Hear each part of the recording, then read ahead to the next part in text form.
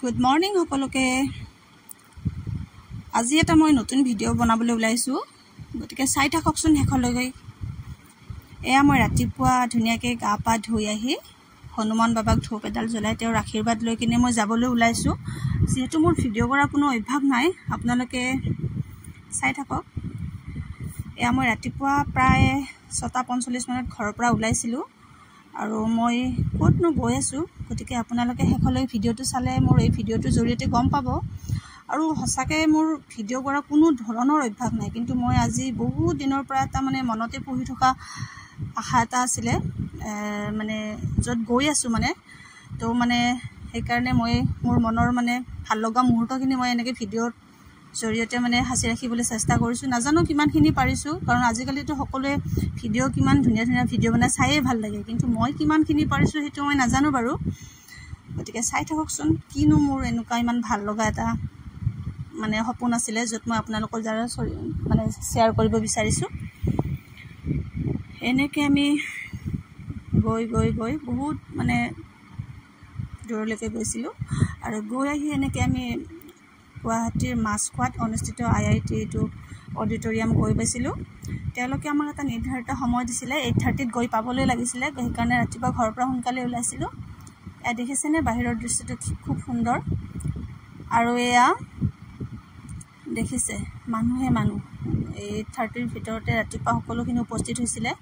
আৰু এয়া যে দেখিছে, সকলোবোৰ প্ৰতিযোগী নহয়, তাৰ ভিতৰত বহুতৰো অভিভাৱকবিলাক আছে। আৰু এনেকৈ আমাক ভিতৰলৈ তেওঁলোকে লৈ আনিছিলে আৰু ভিতৰত আহি আমাক ধুনীয়াকৈ এটা সুন্দৰ পৰিৱেশৰ মাজত তেওঁলোকে আমাক বহাইছিলে। গতিকে চাই থাককচোন ভিডিঅ'টো।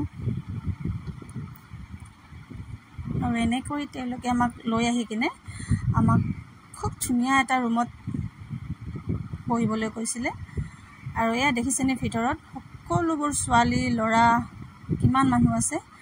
এয়া যে বেগুনীয়া কালাৰৰ কাপোৰ দেখিছে নহয়, পিন্ধি যে আছে কাপোৰ, বেগুনীয়া কালাৰৰ যে চাৰ্ট পিন্ধি আছে, এইবোৰ এগৰাকী আপোনাৰ মেকআপ আৰ্টিষ্ট হয়। আৰু এয়া যে আছে, এইবিলাক বহি আছে বেলেগ এখন চেয়াৰত, এইবিলাক একোজনী মডেল হয়। আৰু এনেকৈ মেকআপ তেওঁলোকে কৰাই দিছিলে। এয়া দেখিছেনে, এইবিলাকে কৰাই হৈ গ'ল।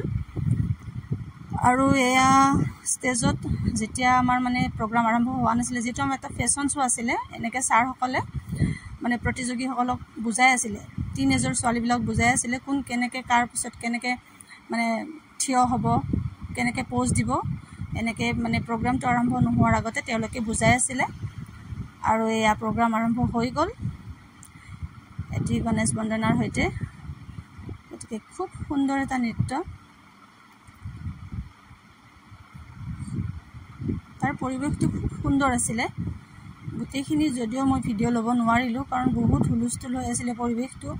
আপোনালোকে কেনেকুৱা পাইছে মই নাজানো। এনেকৈ খুব সুন্দৰভাৱে তেওঁ নৃত্য কৰিছিলে। আৰু ইয়াৰ পিছত আমাৰ শ্ব' আৰম্ভ হৈছিলে। যিহেতু ফেশ্বন শ্ব' আপোনালোক মই আগতে কৈছোঁ, এয়া ফাৰ্ষ্ট ষ্টেপ ল'লে এইগৰাকী মডেলে।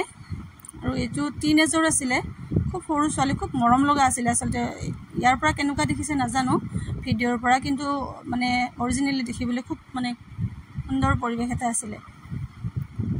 এয়া তেওঁ নিজৰ বেষ্ট কনফিডেঞ্চ দি কিনে তেওঁৰ ৱাক কৰিছে। আৰু এয়া আন এগৰাকী ওলাই আহিছে। গতিকে এনেকৈ এজনীৰ পিছত এজনী খুব বহুত কেইজনী ছোৱালী এনেকৈ ধুনীয়াকৈ মডেল কৰিছিলে, মডেলিঙৰ কাৰণে ষ্টেপ লৈ কিনে খোজকাঢ়িছিলে। আৰু ইয়াৰ পিছত নেক্সট কেটেগৰী আছিলে আমাৰ মিছেছৰ আছিলে, আৰু তাৰপিছত মিষ্টাৰ আছিলে, কিডছ আছিলে, বহুখিনি আছিলে। কিন্তু সকলোখিনি ভিডিঅ' কৰিব নোৱাৰিলোঁ, কাৰণ মই আপোনাক কৈছোঁৱে যে বহুত খেলি মেলি, বহুত ভিৰ ভাৰ আছিলে। আৰু কিন্তু মোৰ ৰেম্প ৱাকত মোৰ কোনো ধৰণৰ ভিডিঅ' লোৱা নগ'ল, কাৰণ যিহেতু মোৰ কোনো চিনাকি নাছিলে, আৰু পেৰেণ্টছ গৈছিলে যদিও বেলেগকৈ বহিব দিছিলে। কেইখনমান ফটোহে পাব। এয়া মই এনেকৈ প'জ দিছিলোঁ, আৰু শেষত মই তেওঁলোকৰ এটি খুব ধুনীয়া এটা উপহাৰ লাভ কৰিলোঁ, ৰেম্প ৱাক। গতিকে ভিডিঅ'টো চাই কেনেকুৱা পালে জনাব।